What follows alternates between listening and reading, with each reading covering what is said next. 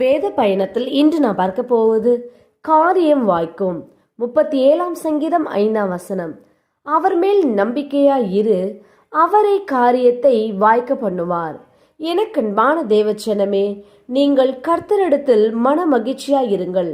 அவர் உங்கள் இருதயத்தின் வேண்டுதல்களை உங்களுக்கு அருள் செய்வார். உங்கள் வழியை கர்த்தருக்கு ஒப்புவித்து அவர் மேல் நம்பிக்கையாயிருங்கள். அவரே காரியத்தை வாய்க்க பண்ணுவார். கர்த்தரை நோக்கி அமர்ந்து அவருக்கு காத்திருங்கள். உங்கள் நீதியை வெளிச்சத்தைப் போலவும் உங்கள் நியாயத்தை பட்ட பகலைப் போலவும் விளங்க பண்ணுவார். ஆம், நீங்கள் கர்த்தரையே நம்பி அவர் மேல் நம்பிக்கையாய் இருப்பீர்கள் என்றால் கர்த்தர் உங்கள் எல்லா காரியங்களையும் வாய்க்கச் செய்வார். நாம் ஜெபிப்போம். அன்பின் பிதாவை, கேட்ட வார்த்தையின்படியே நீர் எங்களுக்கு செய்யப்போற கிருபைக்காய் ஸ்தோத்திரம். இயேசுவின் நாமத்தில் ஆமேன். கர்த்தர் தாமே இந்த வார்த்தையை கொண்டு உங்களை ஆசீர்வதிப்பாராக. ஆமேன்.